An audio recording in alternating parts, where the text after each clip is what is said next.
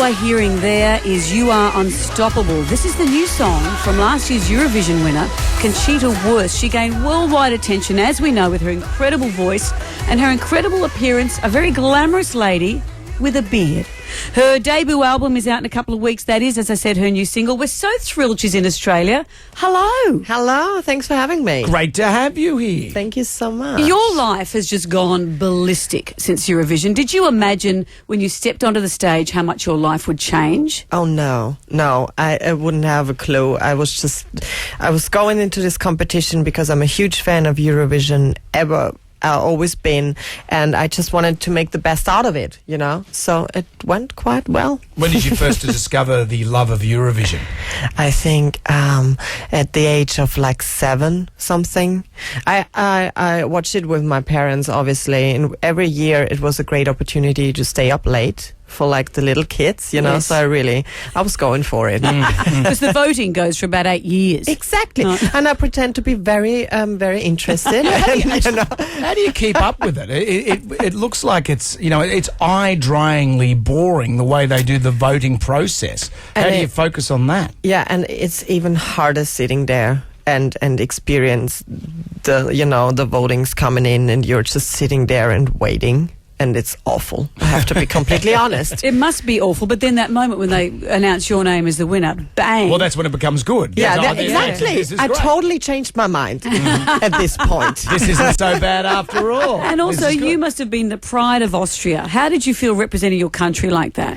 Oh, when it comes to that, I'm totally aware that I'm kind of representing Austria, but I always pictured myself in first place representing myself. I took this opportunity very selfishly. I took these 3 minutes on stage and I said to everybody, yes, I do it because, Austria wants me to do it, but in first place, I'm actually doing it because I enjoy it. Right. Finally, a bit of honesty. So forget Austria. This is all about you.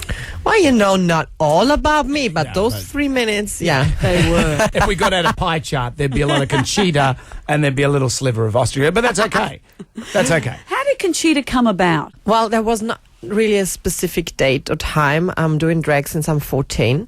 And, years by years, I did it in a more regular way. And in 2011, I just found myself trying out eye makeup, and I wasn't shaved. And I thought, oh, that looks great. And I just, that was the day when I decided to be a bearded lady. And that was it. So 14, do you start with is it shoes or a dress? What's the first thing you start with? Completely honest, I think I started doing drag when I was about 4.